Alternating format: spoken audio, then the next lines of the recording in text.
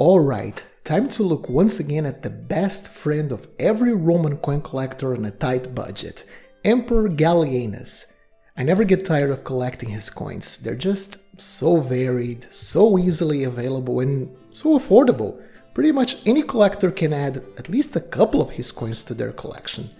This abundance of coins came from the runaway monetary inflation that happened during his reign, and the very unstable nature of those years in the 3rd century AD, when almost all territories of the empire saw some degree of violence and war, either from barbarian attacks or from Rome's own civil wars. So lots of people hoarded their coins in order to keep them safe. I have previously discussed the history of Gallienus and his family in a couple of videos, so in case you're interested in who this man was and what happened during his reign, I'll leave the links in the video description. What we're focusing on today are the different mints that issued his coins between the years 253 and 268. There are quite a few to cover. You see, in previous centuries, that is during the 1st, 2nd and early 3rd centuries AD, the important task of minting coins was mainly focused around Rome and a few other important cities throughout the empire that were deemed important enough to have their own imperial mints.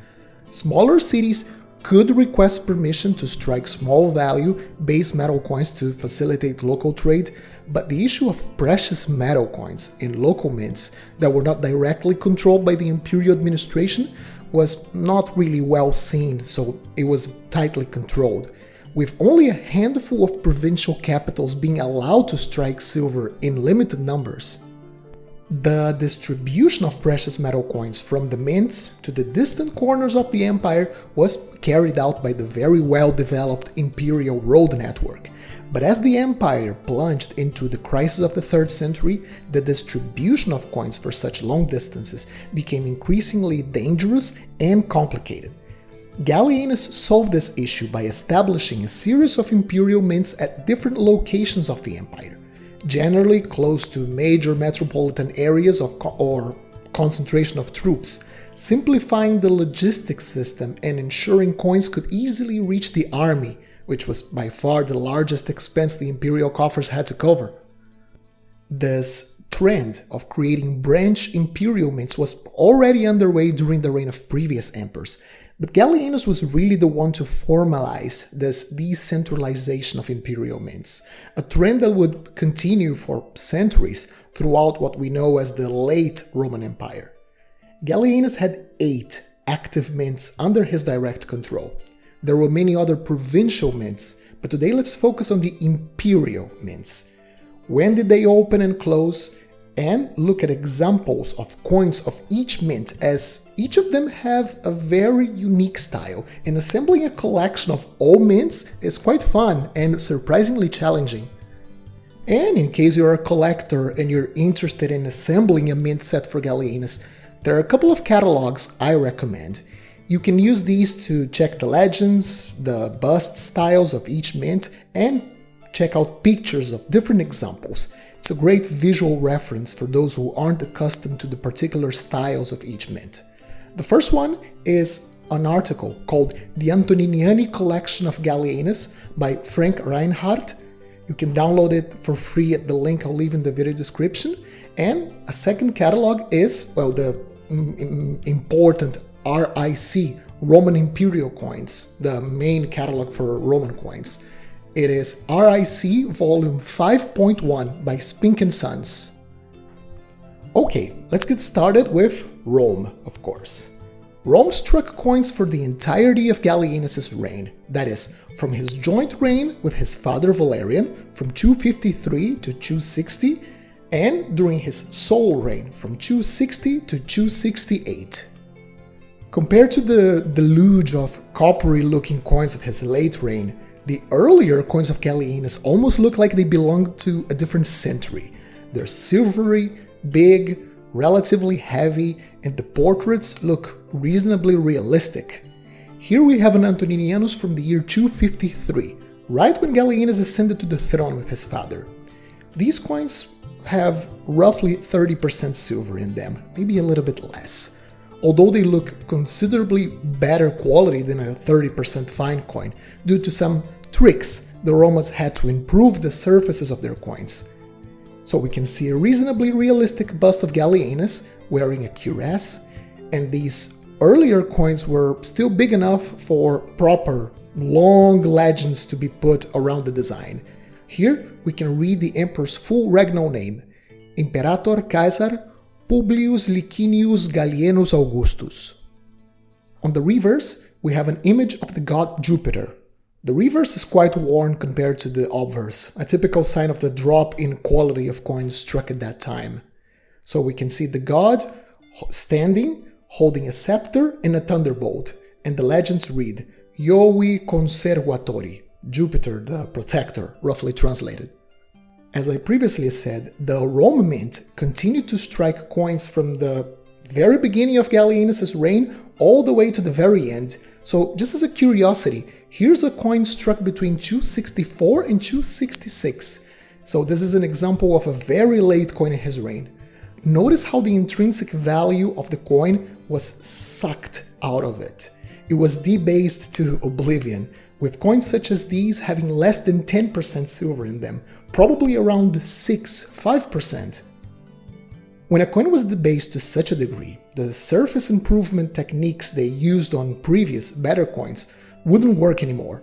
You had to have at least around 15% of silver in a coin for the surface enrichment process they originally made to work.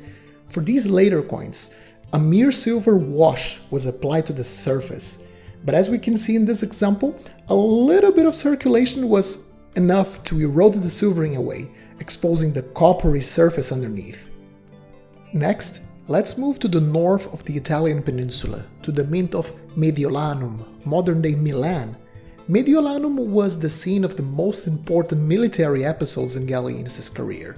In 259, he won a resounding victory over the Alemanni, who had invaded the empire and reached the gates of the city. This incursion by the barbarians exposed the fragility of the defense of Italy, leading Gallienus to restructure the entire military strategy in force until then. Mediolanum became one of his headquarters due to its proximity to the Danube and the Rhine regions and its ability to prevent invasions of Italy proper. The value of fast and flexible military units was also demonstrated, and a mobile force composed mainly of light cavalry for rapid intervention was created by Gallienus. The command of this unit was given to Aureolus, a general who would later betray Gallienus. So a lot of things happened around the city. So in any case, the Mint of Mediolanum minted a famous series of coins to honor these legions. Each legion is depicted on coins by their symbol, by their standard symbol on the reverse, along with the title Pia Fidelis. The mint was opened in 258 and continued operating after the emperor's demise. I wish I'd had one of these cool legionary types to show, but sadly I don't. So I'm going to show you today a more common type, issued in 268. I have the impression that the silvering on the coins struck at Mediolanum is of superior quality compared to those of Rome. As we can see, even this late example shows a fair bit of silvering left. This makes me wonder if the silver content in this mint was also superior to that of Rome, definitely worthy of a metallographic analysis. As we can see, it has a slightly different style to that of the capital, indicating the dies were made by different artists. It's a fairly simple design. We have the radiate bust of Gallienus, and the flan it's so small that some of the legends were left off the flan. But in any case, there wasn't a lot to read there. It was just Gallienus Augustus. On the reverse, we have Sol, the sun god, saluting with one hand and holding the globe with the other. On this side, we can see that even less of the legends are visible, with only the E of the legends Aeternitate Augusti being visible. It's quite curious how inconsistent they were with the size of the planchets. Oddly enough, this coin is actually a little bit overweight for the time, weighing around 4 grams. Under the image of Sol, also struck offline, we would have the mint mark for this coin, MT, which stands for Mediolanum Tertia, or the third workshop of the Mediolanum mint. Lovely silvery coin. Next stop, Viminacium. This city was the capital of the Moesia province. It was founded as a Roman military camp and eventually developed into a large, important local city. It became a colony with the privilege of minting coins way back in 239 AD during the rule of Gordian III. Its importance came mostly from the fact it housed the 7th and 4th legions, serving as a base of operations to protect the Danube frontier. Under Gallienus, the mint started to produce silver pieces, while in previous years it was restricted to producing bronzes. His first coins were minted at the very beginning of his reign, so 253, and the mint was closed around 257, when all of its workers were transferred to another city, Colonia Agrippinensium, which we will look into later. Okay, let's have a look at an example from the Viminacium mint. Remarkably similar bust to that of Rome, don't you think? The date range for these coins is relatively broad, as there's nothing in the legends that helps us pinpoint a certain year when it was struck. So catalogs date this coin, for example, from all the way from 253 to 257. But if I was to go into guess when this particular coin was made, I would guess it was made around 253, 254, because it looks like it was made out of relatively good silver. So it was struck before debasement got out of control. So, how to differentiate coins from Viminacium to those of Rome? By looking at lots of them, basically, and getting an idea of the small style differences between each mint. Things like proportions of the bust, the way the beard was made. Also, coins from this mint generally have shorter legends. Those of Rome have the full regnal name, while these ones, for example this one, only has Imperator Gallienus Pius Augustus. So when you see a shortened legend, you probably have a Viminacium coin. On the reverse we have the goddess Salus, wishing the well-being and good health of the emperors. She is standing up, holding a scepter on her left hand, and on her right hand she offers an apple to a snake, the old symbol of medicine. The legends, Salus Augusti, is in the plural, meaning this coin was struck when Gallienus and Valerian were reigning. Coins from this mint struck for Gallienus are not very common, so if you want a complete mint set for this emperor, learn how to tell these coins apart from the ones from Rome. Next stop, Colonia Claudia Ara Agrippinensium, or as the modern Germans call their city, Cologne. This city was the capital of one of the empire's most problematic provinces, Germanica Inferior, a frontier region that was highly militarized due to the constant threat of incursions from the Germanic peoples beyond the Rhine River. During the reign of Gallienus, the province had such an important number of troops stationed there that it received its own mint in 258 to pay for such a large number of soldiers. From the style of the coins, it's theorized that the mint workers from Viminacium were transferred to Colonia. The coins of this mint are remarkably big, well-made, and silvery looking, probably meant to keep the soldiers happy. If you like pieces featuring militaristic designs, that's the mint for you. Check out this cool obverse. Gallienus is wearing his battle cuirass and he's holding a spear and a shield, ready for fighting on the front lines with his fellow man. There's nothing uncool about this coin. Such a wonderful piece. This is probably my favorite Gallienus, in fact, in my collection. The legends read, Gallienus Pius Felix Augustus. Despite issuing coins in this mint for a little over 2 years, from 258 to 260, these are pretty easy to find on the market and they tend to be quite affordable, especially for how good they look. On the reverse, which sadly was also struck with very worn dice, as it's normal for this mint, we have a victory, stepping over the globe, advancing to the right and carrying a laurel crown, a symbol of imperial glory. At her feet, there are two captives sitting down. Most reverses of this mint feature something of this type. Captives, symbols of Roman victory, the emperor ready for battle. It's always something very masculine, very aggressive. Around the design, the legends read, Victoria Germanica, victory over the Germans. In the year 260, the usurper, Postumus, succeeded from the Central Empire, taking the provinces of Gaul and Germania from Gallienus. He will make Colonia his capital and he will continue striking coins at this mint, now under his name and using his portrait. Let's keep going. Let's head to Siskia. This mint, located on modern-day Croatia, was established in 262 and was meant to help provide cash to pay for the troops in the Danube frontier. It actually became a very long-lived mint. It stayed in operation all the way until 383, becoming one of the most important mints of the late Roman Empire.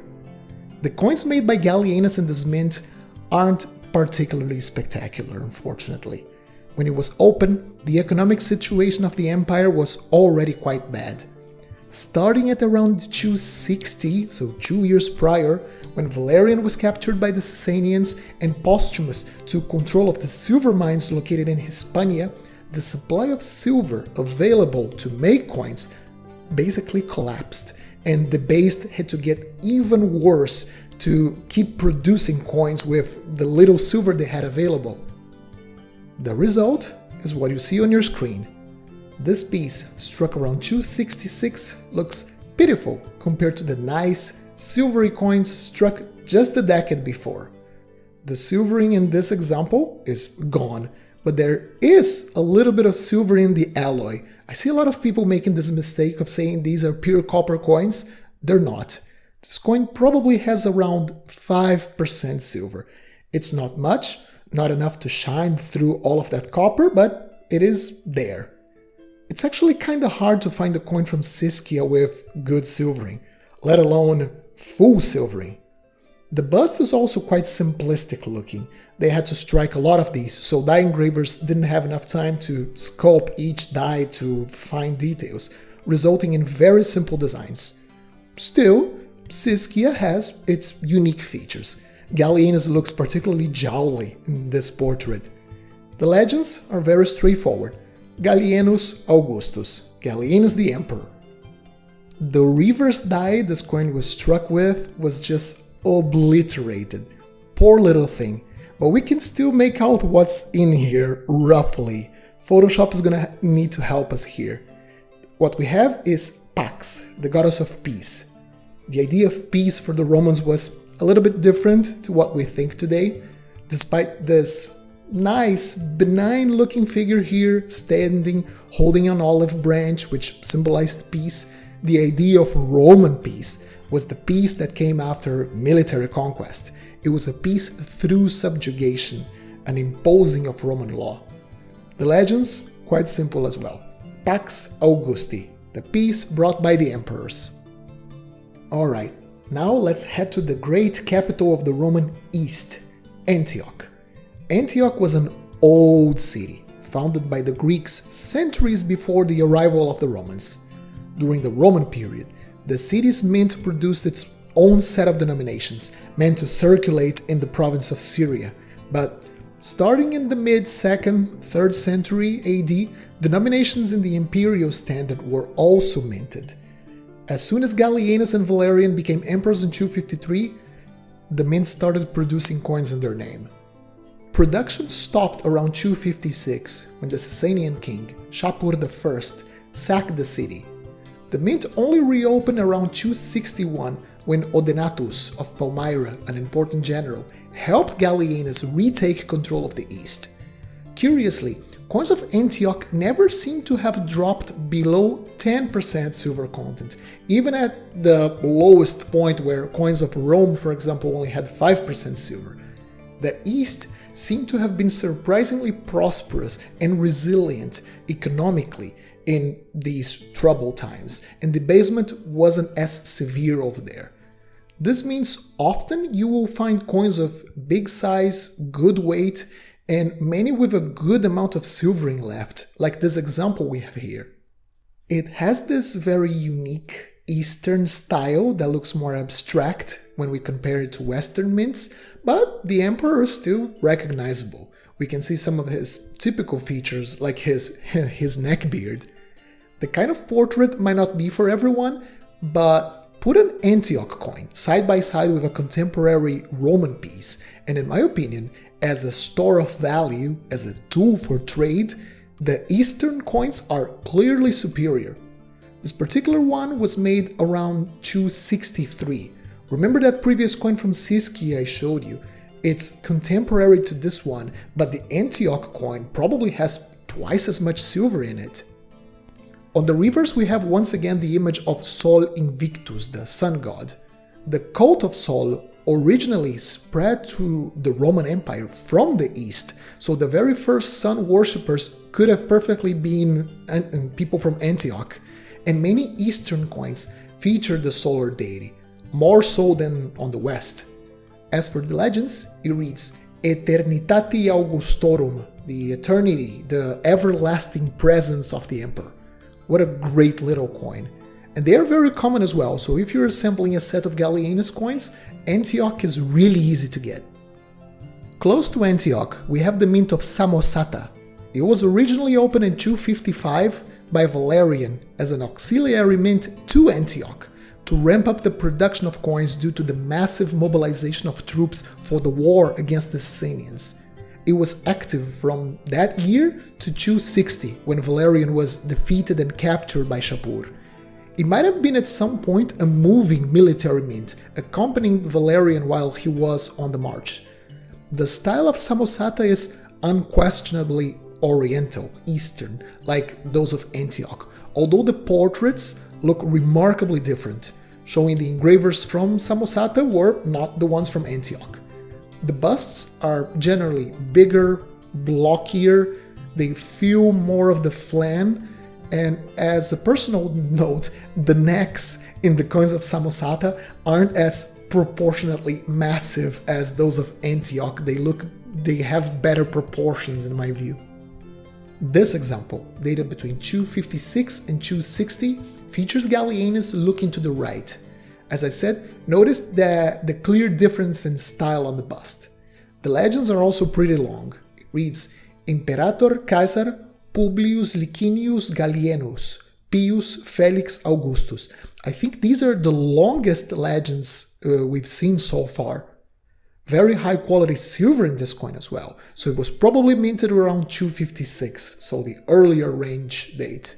And later examples display clear signs of debasement, looking much more copper-like. On the reverse, we have the two emperors offering sacrifice over a small flaming altar. One of them, the one on the left, holds a scepter, while the one on the right drops an offering on the fire. And look how nice, it looks like he has a sword on his belt. We also have the legends, Pietas Augustorum, the piety of the emperors. Let's not forget the emperors were the chief priests of the Roman state religion. They had an important responsibility to conduct the appropriate religious ceremonies. In fact, many at that time claimed the bad situation the empire was in during his reign was in great part due to impiety, degeneracy of the previous emperors and the Roman people in general towards the gods. And finally, we have a bit of a mystery mint. Sadly, I don't have any examples from this mint, so we will have to go with pictures. This mint is characterized by having the letters SPQR on its reverse. This is an abbreviation for the Senate and the people of Rome, but due to the portrait style, we know this was an Eastern mint, not a product of the Roman mint. Numismatists estimate the mint was opened at around 266, so we only struck pieces between 266 and 268, making them quite rare. As far as the location of the mint goes, we aren't exactly sure where it was. Some believe it was struck at Cyzicus, while modern reinterpretations attributed it to Smyrna. The coins themselves look quite similar to what was made in Antioch. The flans are large, with small letters on the legends, and small portraits of Oriental style that leave a lot of space in the fields. The style of the portraits, however, it's clearly different to those of Antioch, showing this was the product of different die engravers. Gods venerated on the eastern part of the empire, such as Asclepius and Sol, are common in coins of this mint, despite the coins themselves being rare. Get ready to pay an unusually high sum of money for a Gallienus if you're looking for a coin from this mint. Some go for over 100 euros at auction. There seems to be quite a few Gallienus collectors on the lookout for these coins. And there we have it, a full tour of all the imperial mints that made coins for the great Gallienus. Now, I want you to put on the comment section down below what's your favorite coin featuring Gallienus. I'm sure you have at least one of them in your collection.